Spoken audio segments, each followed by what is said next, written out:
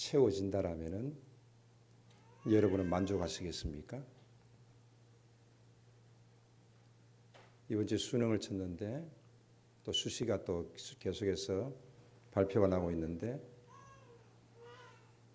오랜 동안 공부하면서 좋은 대학에 들어갔다라면 여러분은 만족하겠습니까?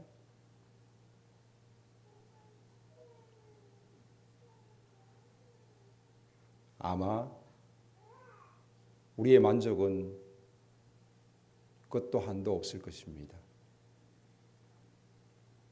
대학을 들어가는 순간 취업에 대한 고민을 하게 될 것이고 또 그 이상의 고민들이 계속해서 우리의 인생 가운데 펼쳐지게 될 것입니다. 욕구가 채워진다고 해서 만족하는 것은 세상 사람들도 하는 일입니다. 그렇다라면은 우리는 욕구가 채워지지 않는다 할지라도 만족하고 하나님 앞에 감사하면서 나아갈 수 있는 것이 바로 우리의 신앙입니다. 먹을 것이 없어도 감사할 수 있고 무엇인가 충족되지 않아도 하나님 앞에 감사할 수 있는 것이 그것이 바로 신앙인 것입니다. 메슬로우는 인간의 욕구 5단계를 말했습니다. 그러나 우리는 예수 그리스도 안에서 누리는 만족을 말할 수 있습니다. 오늘 고린도전서 7장에서는 결혼 문제, 이혼 문제, 한 걸음 더 나아가서 믿지 않는 배우자와 어떻게 할 것이냐 하는 문제, 또 할례를 받은 상태에서 부름을 받은 사람들, 할례를 받지 않음으로 부름을 받은 사람들, 심지어는 노예로 있으면서 예수를 믿고 부름을 받은 사람들, 자유인으로 있으면서 부름을 받은 사람들, 각자의 처한 상태에 있는 사람들을 향한 교훈입니다. 노예일 때 부름을 받았느냐? 그런 것에 마음 쓰지 마라. 자유로운 몸이 될 수 있는 기회가 있으면 어떻게 해서든지 그것을 이용해라. 너희가 노예냐 자유인이냐 하는 것은 신앙생활 하는 데 있어서 전혀 방해가 되거나 도움이 되지 않는다라는 것을 바울은 말하고 있습니다. 다시 한번 이야기합니다.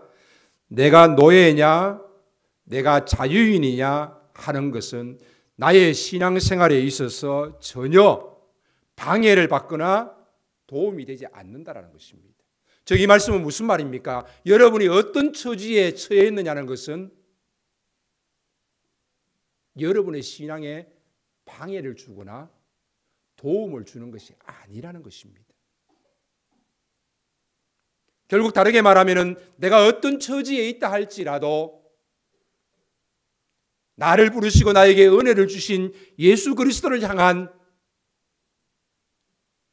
우리의 믿음은 변함이 없어야 한다라는 것입니다. 대학에 합격하면 믿음이 좋아집니까? 좋은 대학 들어가면 더 믿음이 좋은 겁니까? 좋은 직장에 취직하면 그때부터 내가 믿음이 좋아져서 더 하나님을 잘 섬기는 것입니까? 지금 여러분의 상황 속에서 하나님을 섬겨야 하는 것입니다. 그러기에 우리는 늘 이야기합니다. 고3 때도 하나님을 섬겨야 하는 것이고 취업을 준비할 때도 하나님을 섬겨야 하는 것이고 내가 힘들고 어려운 상황이 나에게 다가왔을 그때에도 하나님을 섬겨야 하는 것입니다.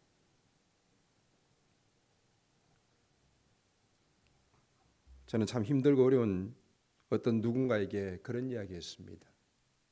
주의를 절대 성수해라.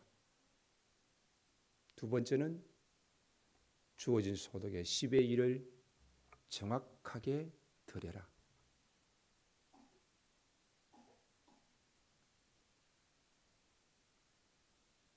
너무나도 기초적인 것 같지만은 그의 힘들고 어려운 상황 속에서 제가 해줄 수 있는 신앙의 충고는 이거 한 가지였습니다. 주일 성수와 11조해라. 믿음 없는 자처럼 헤매지 마라.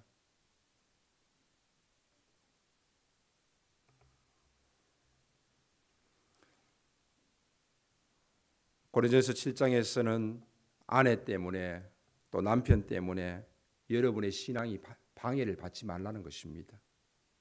자녀 때문에 여러분의 신앙에 방해를 받지 말라는 것입니다. 혹 부모나 일가 친척 때문에 그 어느 누구 때문에 나의 신앙에 방해를 받거나 손해보지 말라는 것입니다. 그런데 우리는 누구 때문에 내가 신앙생활을 제대로 하지 못한다라고 늘 생각을 하고 있지는 않습니까?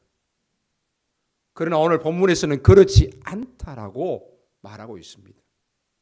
내가 어떤 형편에 있고 어떤 조건에 있느냐는 것은 아무런 상관이 없다라는 것입니다. 사무엘하 12장에 나오는 말씀을 소개합니다. 하나님께서는 선지자 나단을 다윗에게 보내셨습니다. 나단은 다윗에게 찾아와서 이런 이야기를 합니다. 어떤 성읍에 두 사람이 있었습니다. 한 사람은 부유하고 한 사람은 가난했습니다. 그 부자에게는 양과 소가 아주 많았습니다. 그러나 가난한 한 사람에게는 어린 암양 한 마리밖에 없었습니다. 그리고 그는 어린 암양을 자기 집에서 길렀습니다. 그런데 어느 날 부자에게 나그네 한 사람이 찾아왔습니다. 그 부자는 자기를 찾아온 손님을 대접하기 위해서 자기 집에 있는 양떼나 소떼는 손대지 아니하고 그 가난한 집에 있는 어린 암양을 빼앗아다가 손님에게 대접을 했습니다. 다윗은 이 이야기를 듣고 아니 이 나라에 그런 사람이 있단 말이냐? 분개했습니다. 어떻게 내가 다스리는 이 나라에 그런 사람이 있단 말이냐? 나단에게 이렇게 말했습니다. 하나님의 살아계심을 두고 내가 맹세한다. 그런 일을 한 사람은 죽어 마땅하다. 또 그런 일을 하면서 불쌍히 여기는 마음이 전혀 없으니 그는 마땅히 어린 암양을 4배로 갚아주어야 한다. 이때 나단이 다윗 왕에게 말했습니다. 왕이시여, 그 자가 바로 당신입니다.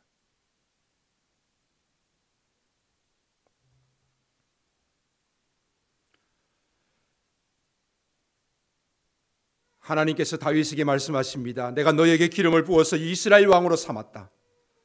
내가 너를 사울의 손에서 구하여 주었다. 나는 내 상전의 왕궁을 너에게 주었고 내 상전의 아내들도 내 품에 안겨주었다. 이스라엘 사람과 유다 사람도 너에게 맡겼다. 그것으로 부족하냐? 내가 내게 무엇이든지 더 주었을 것이다.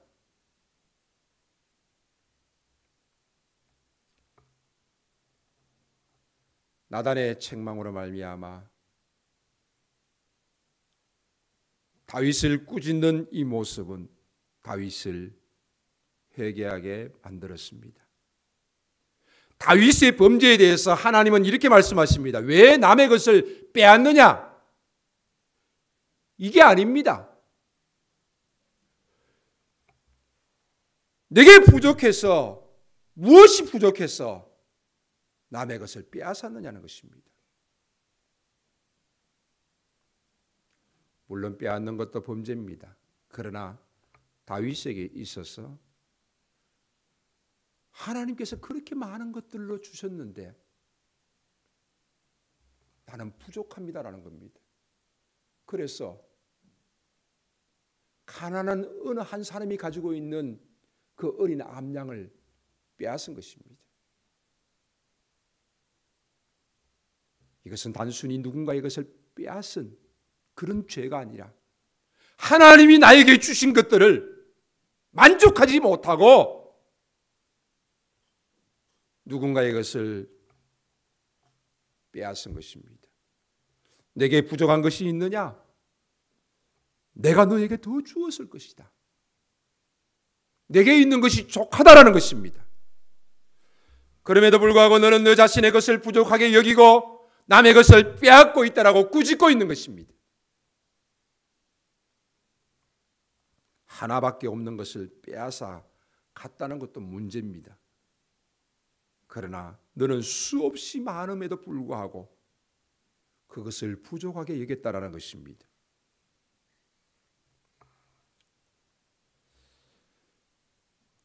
십계명 율법을 중심으로 다시 한 번 더 생각해 보겠습니다. 율법은 도덕적이고 윤리적인 차원에서가 아닙니다. 하나님께서 우리에게 주신 계명들은 결국에는 세 계명으로 완성되어집니다. 하나님을 사랑하라, 이웃을 사랑하라.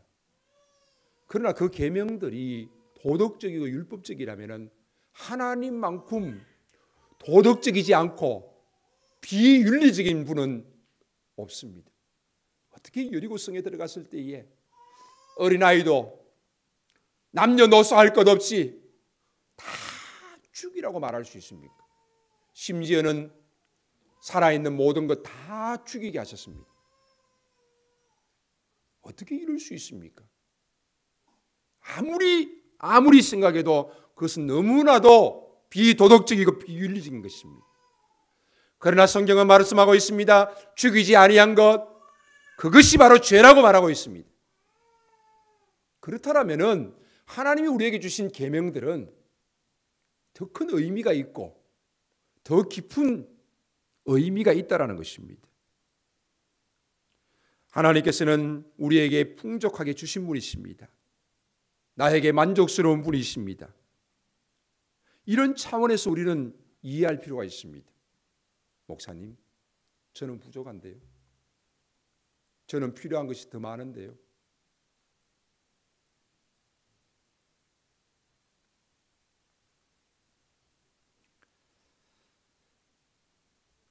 첫 번째 돌판에는 이렇게 되어 있습니다. 다른 신을 두지 말라. 우상을 만들지 말고 절하지 말라. 하나님의 이름을 함부로 부르지 말라. 안식일을 기억하여 거룩하게 지키라. 이것이 첫 번째 돌판입니다. 여기에 있는 교훈들을 보면은 소극적이고 부정적으로 보면은 하나님은 아주 편협한 분이시고 노하시는 분이시고 시기와 질투가 가득하신 분이라고 우리는 생각할 수 있습니다.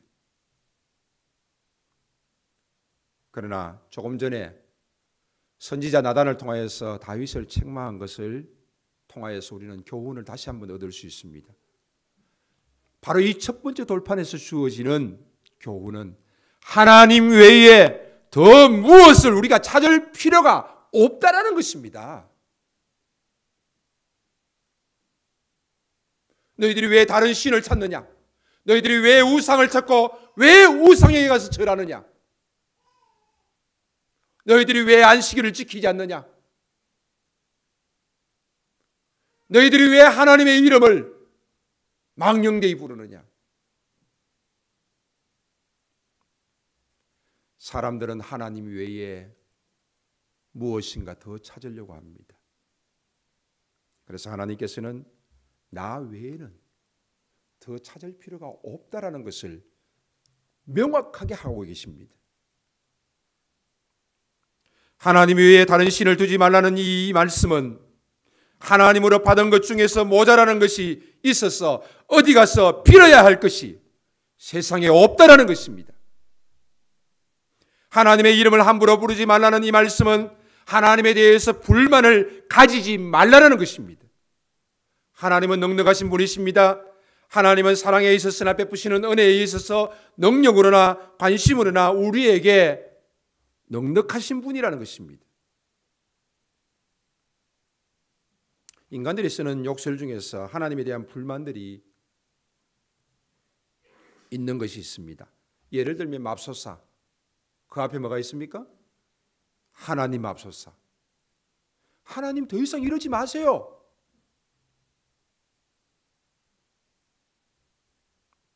오 마이 갓, 오 노.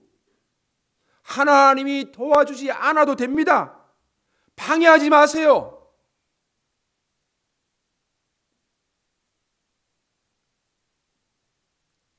정말 여러분의 인생에 하나님이 도와주지 않아도 됩니까?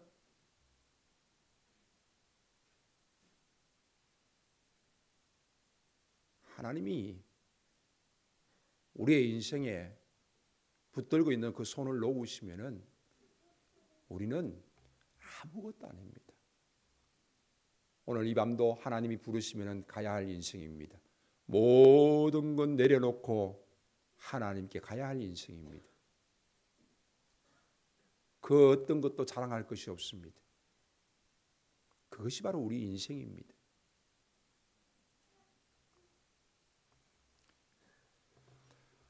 하나님의 이름을 함부로 부르지 말라. 하나님에 대해서 불만을 가지지 말라. 하나님은 너에게 부족하게 해주는 분이 아니다. 바로 십계명과 율법 전체를 통해서 우리에게 주시는 말씀입니다. 나단을 보내서 다윗에게 꾸짖는 것도 이겁니다. 너는 왜 이런 일을 했느냐? 그거는 나쁜 일이다가 아니라 더 근본적으로 너에게 이것이 필요했다라면은 내가 너에게 더 주었을 것인데 너에게 충분히 주었다. 너는 범죄할 조건과 환경과 핑계가 없다라는 것입니다. 그럼에도 불구하고 너는 범죄했다라는 것입니다. 하나님이 다윗을 꾸짖는 바로 근거입니다. 두 번째 돌판을 소개합니다. 부모를 공경하라. 그러면은 무조건 부모에게 잘해라? 이런 윤리적인 명령만 있는 것입니까? 아닙니다. 너의 부모는 너에게 가장 적당한 사람으로 내가 정했다라는 것입니다. 아무리 못났어도 부모는 부모입니다. 부모가 없이는 나라는 존재는 존재할 수 없는 것입니다. 아무리 못났어도 자식은 자식인 것입니다. 나를 통하여서 태어난 존재입니다.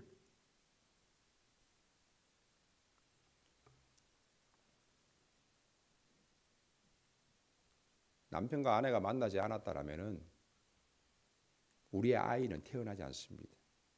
내가 아마 그 어떤 누구를 만났다라면은 우리의 아이는 지금의 아이가 아니라 다른 아이의 모습으로 태어났겠죠. 우리의 아이가 사랑스러운 것처럼 하나님께서 우리에게 허락하신 것을 우리는 인정해야 한다는 것입니다. 엄마는 마음에 들고 아빠는 마음에 들지 않습니까? 아빠는 마음에 들고 엄마는 마음에 들지 않습니까?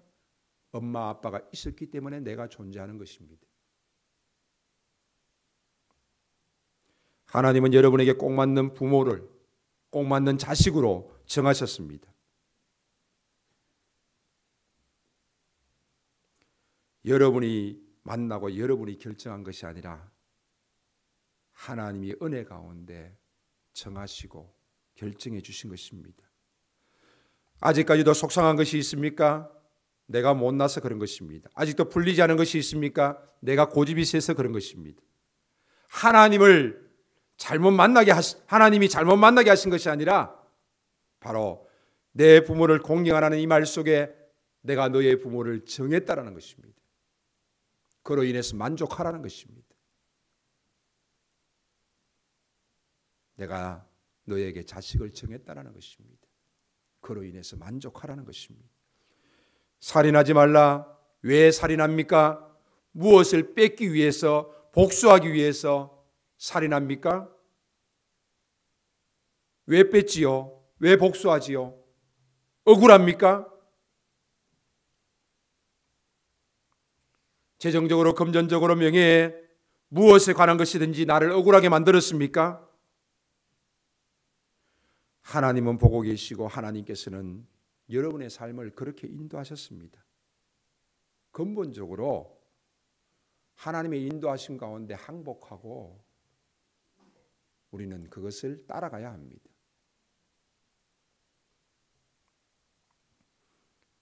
누군가 여러분의 이름과 명예를 훔쳐갔습니까? 여러분의 물질과 금전을 뺏어갔습니까? 손해보았습니까? 그럼에도 불구하고 살인하지 말라는 것입니다.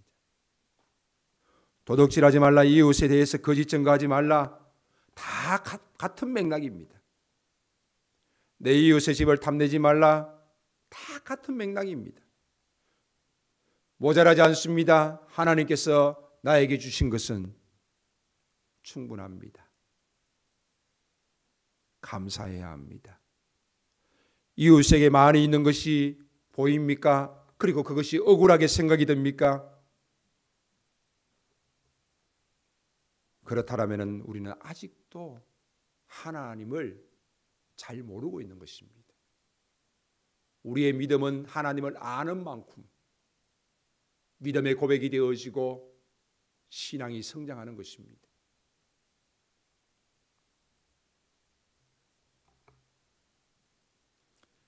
나에게 주신 것은 모자라 보이고 남에게 준 것은 크게 보입니까?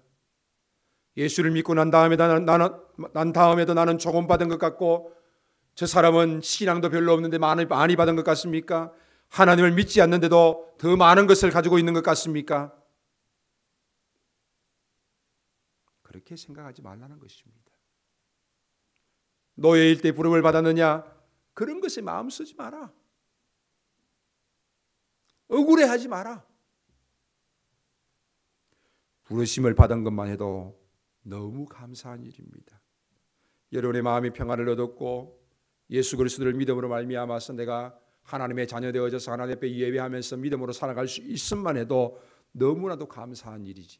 내가 노예냐, 내가 자유인이냐, 이것은 크게 중요하지 않다는 것입니다. 노예로서라도 신앙생활에 전혀 방해를 받지 말고 믿음의 길을 걸어가라. 그것이 복된 길이다. 그런데 우리는 그걸 못하고 있습니다. 왜 나는 예수를 믿는데 노예이고 저 사람은 예수를 믿지 않는데도 자유인인가 비교하고 있습니다. 우리의 신앙도 역시 마찬가지입니다. 우리가 인생을 살아가면서 우리가 누구에 대해서 화를 내고 불평을 하는 가장 큰 이유는 내가 좀 부족하다는 것입니다. 내가 좀 모자라다는 것입니다. 그리고 남은 더 크고 남은 더 받았다는 것입니다.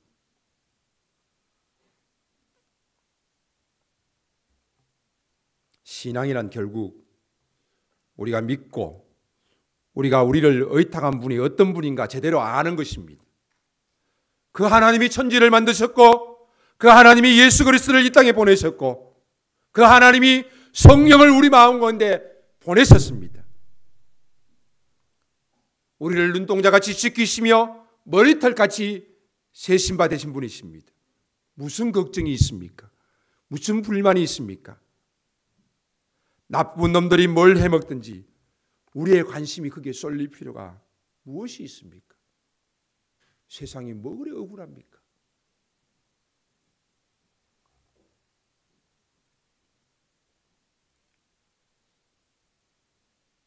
입시 때가 되어지면은 우리 애가 대학에만 들어간다면은 나는 무엇이 되어도 좋다라고 말하는 사람이 있습니다.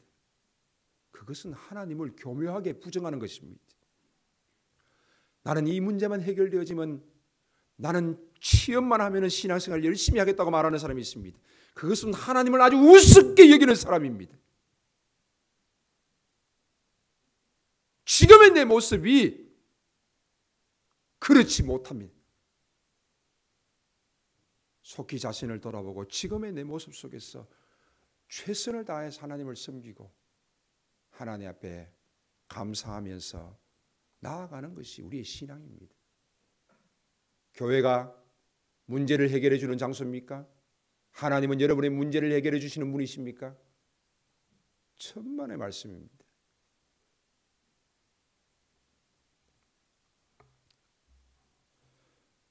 고통과 걱정 있습니까? 그러면은 당하십시오. 그것이 여러분을 손해나게 하지 않습니다. 노예로 부르심을 받았습니까? 할례를 받은 사람으로 부르심을 받았습니까? 할례를 받지 않은 사람으로 부르심을 받았습니까? 그것이 여러분의 신앙을 좌우하지 않습니다. 문제는 부르심을 받은 그대로, 하나님의 부르심 그대로 여러분의 신앙을 경주하는 것입니다. 여러분의 신앙을 채찍질하고 경건을 연습하고 그 어떤 조건에서도 아무런 문제가 되지 않고 내가 하나님을 섬길 수 있는 그런 모습들이 우리에게는 필요하다는 것입니다. 세상에서 형통하십니까? 그것이 여러분의 신앙에 도움이 되거나 방해가 되지 않습니다. 여러분이 세상에서 어렵게 삽니까? 그것도 여러분의 신앙에 도움이 되거나 방해가 되지 않습니다. 신앙은 전혀 별개의 문제입니다.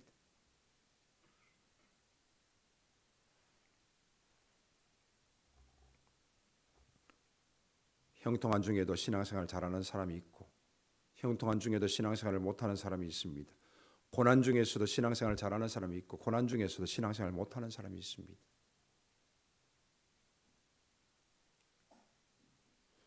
배가 부르면 죄를 짓지 않겠다. 물을 주면은 죄를 짓지 않겠다. 이스라엘 백성들이 광야에서 그렇게 소리쳤습니다. 그러나 하나님께서는 배부르게 하셨습니다. 물도 주셨습니다.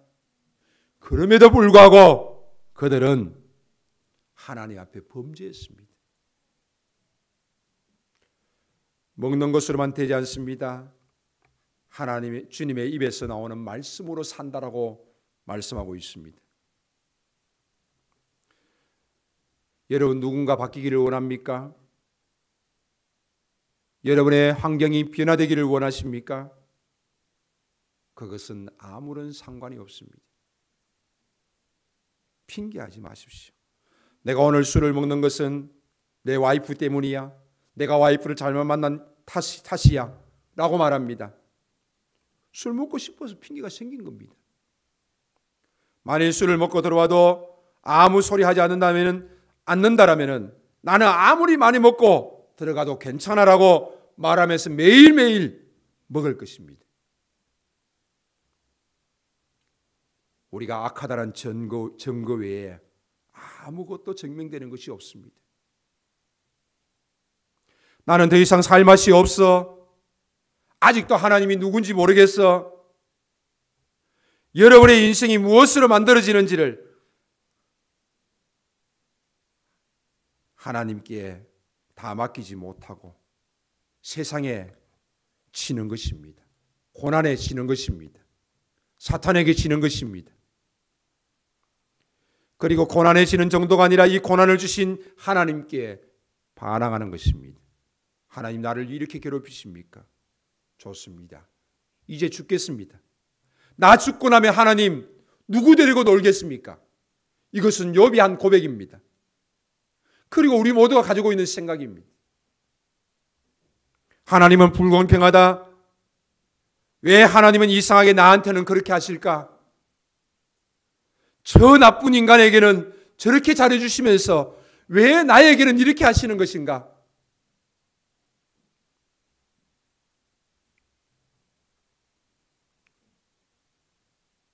설날이 되어지면은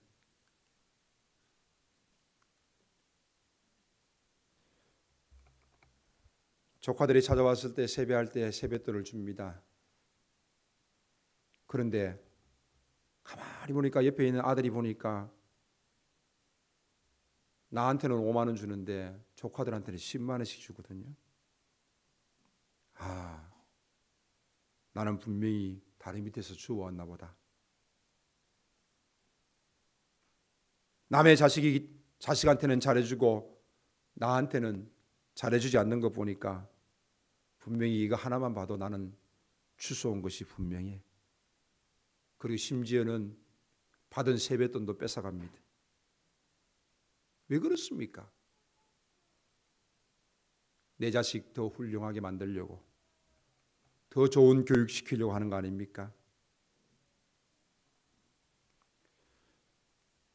하나님은 우리에게 부족하지 않으신 분이십니다. 주님은 나의 목자시니 내게 부족함이 없으리로다. 우리는 시편 23편을 너무나도 잘 알고 있습니다. 믿으십니까?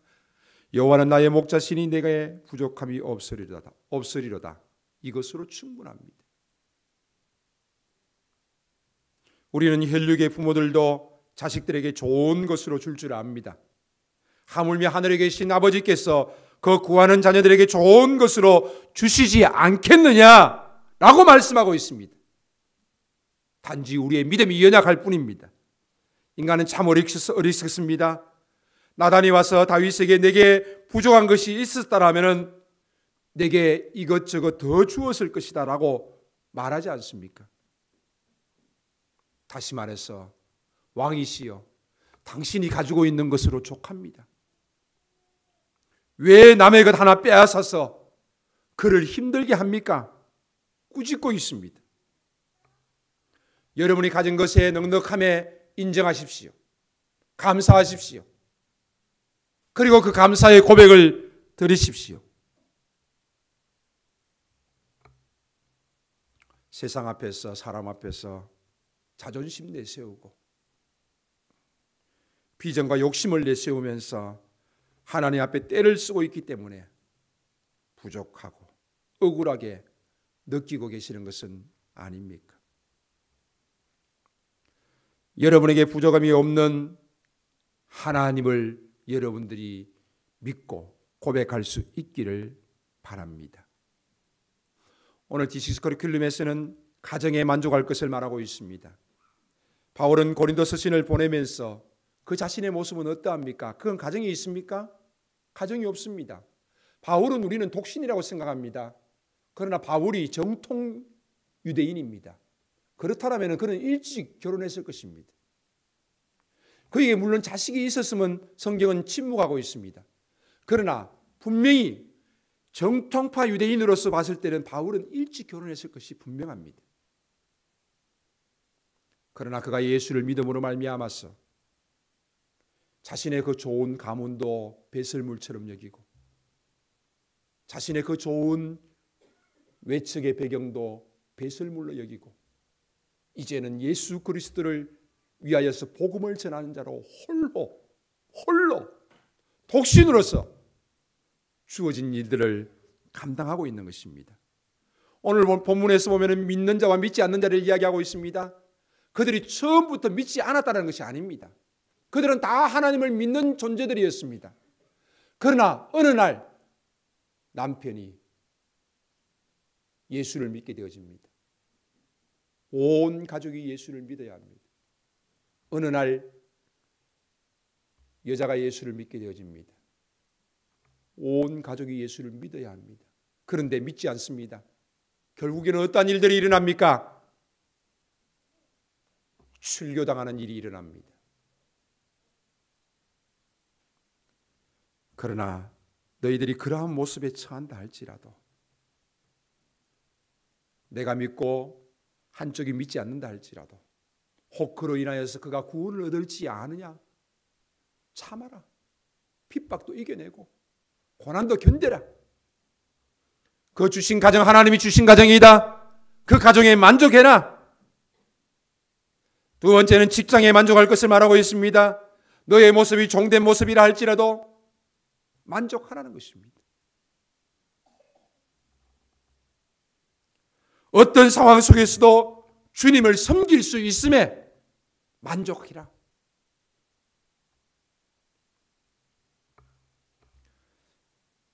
고린도전서 15장에 보면은 부활장이 나옵니다. 고린도전서 이 서신 속에서는 예수 그리스도의 재림에 대한 이야기들을 끊임없이 하고 있습니다.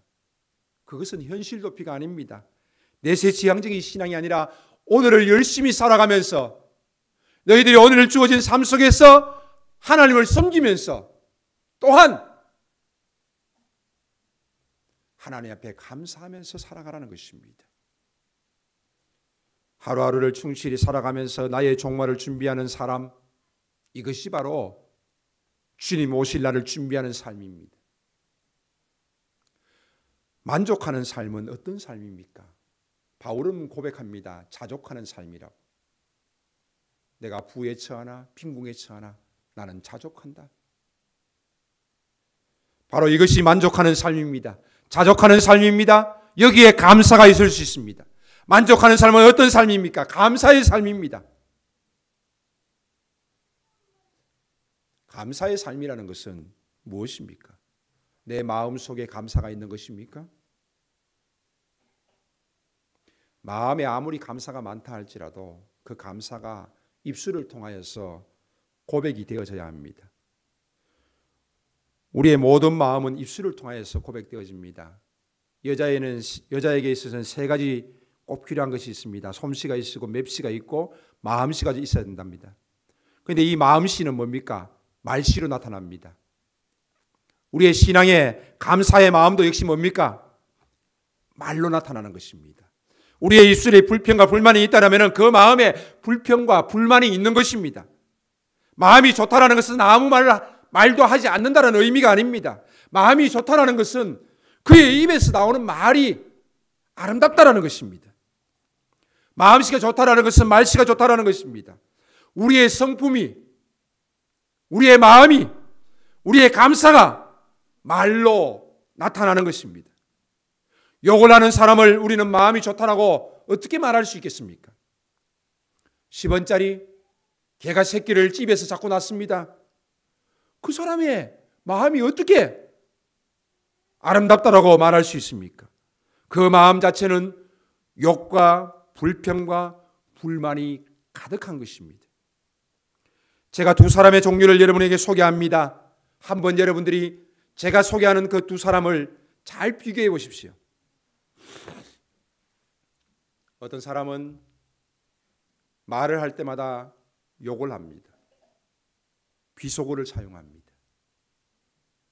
그런데 어떤 사람은 어떤 상황에 있다 할지라도 욕을 하지 않습니다.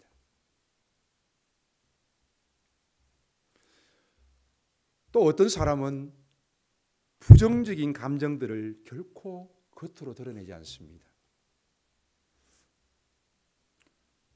그런데 어떤 사람은 본인이 무시받고 개인적인 공격이 왔다라고 생각할 그때는 그 감정을 이기지 못하고 그 감정을 드러내고 그 감정으로 분노하면서 화를 냅니다. 그리고 목소리가 커지고 떨리면서 감정에 휘둘립니다. 부정적인 생각 말로 표현하지 않습니다. 불만의 생각 입술로 나타내지 않습니다. 자, 제가 여러분에게 소개했습니다. 두 종류의 사람을 소개했습니다. 여러분은 어떤 사람이었고 과연 제가 소개하는 이 사람은 어떤 사람들입니까? 계속해서 소개합니다. 이재용 회장이 교도소 구치소에 있을 때에 매일 30분씩 운동장을 달렸다는 유명한 일화가 있습니다. 운동을 했다는 것입니다. 만일 밖에 나가지 못하는 날이 있으면은 구치소 내에서 스쿼트를 했다고 합니다. 교도소에서 아무것도 하지 않고 세상을 불평할 수 있습니다. 그러나 어떤 사람은 매일 30분 운동장을 달리면서 자신의 건강을 준비했습니다. 건강은 유전자라고 생각하는 사람이 있습니다. 그리고 건강관리에 소홀히 합니다. 건강은 유전적인 요소가 있다 할지라도 내가 관리해야 된다고 생각하는 사람이 있습니다. 그러면서 관리합니다. 바깥에 나가서 만보를 걷는 것 쉽지 않습니다. 가만히 누워서 소파에 기대어서 TV만 보면은 편안합니다. 왜 운동합니까? 자신에게 주어진 건강 관리하는 겁니다. 60이 되었을 때에 80 같은 사람이 있고 80이 되었을 때 60 같은 사람들이 있습니다. 주신 몸, 주를 위해서 내가 봉사할 수 있을 때 마음껏 봉사하는 것입니다.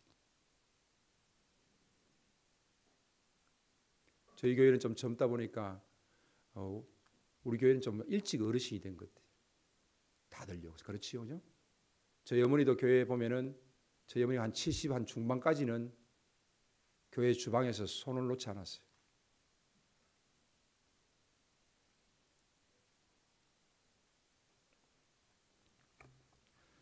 건강을 대하는 태도 5가지 있습니다. 체중, 흡연, 술, 운동, 식습관. 어떤 사람은 결코 많이 마시지 않습니다. 흡연을 해도 결코 많은 흡연을 하지 않습니다. 체중 관리를 합니다. 운동을 합니다. 과체중의 비중이 높은 부류가 있습니다. 흡연도 많이 합니다. 술도 많이 마십니다. 고급 요리를 많이 먹지 않습니다. 유기농, 슈퍼푸드, 채식 같은 것으로 건강을 챙깁니다. 명품을 휘감고 다니는 사람이 있습니다.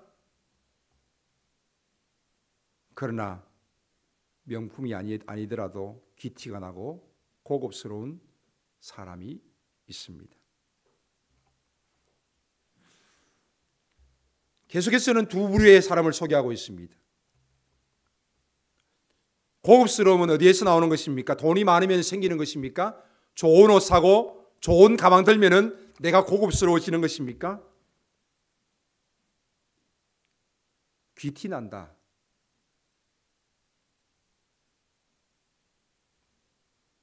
그 귀티 나는 7가지의 비밀입니다. 자신의 신체를 소중한 재산으로 여깁니다. 그래서 머리를 하거나 메이크업을 하거나 옷맵시, 맑은 피부, 청명한 눈빛을 관리합니다. 2번째는 말투입니다. 조급하지 않고 흥분하지 않고 그 말투가 아름답습니다. 매너입니다. 기본적인 예절과 격식, 도덕적인 매너가 있습니다. 다른 사람을 존중합니다. 대화 중에 결코 스마트폰을 보지 않습니다. 남을 불쾌하게 하지 않습니다.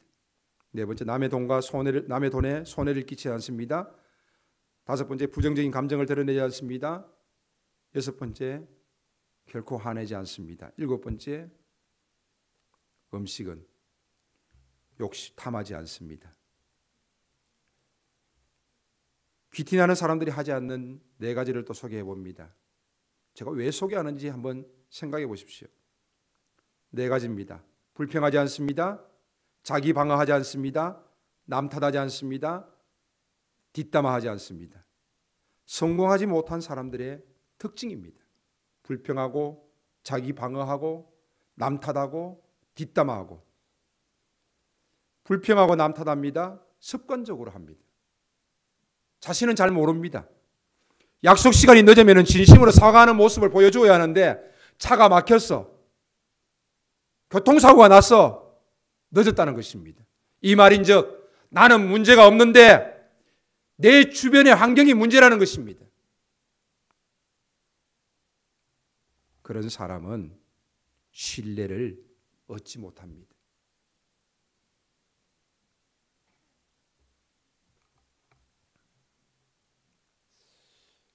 세상적으로 말하면은 귀티나고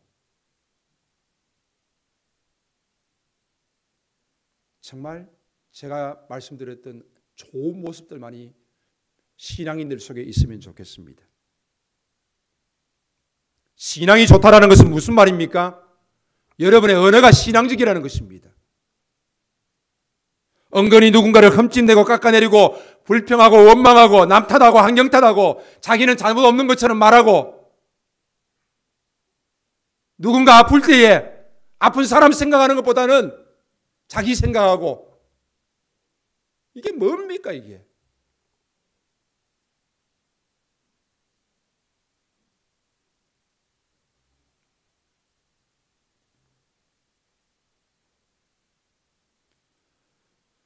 만족하는 삶을 항상 하나님 안에서 가져오시길 바랍니다.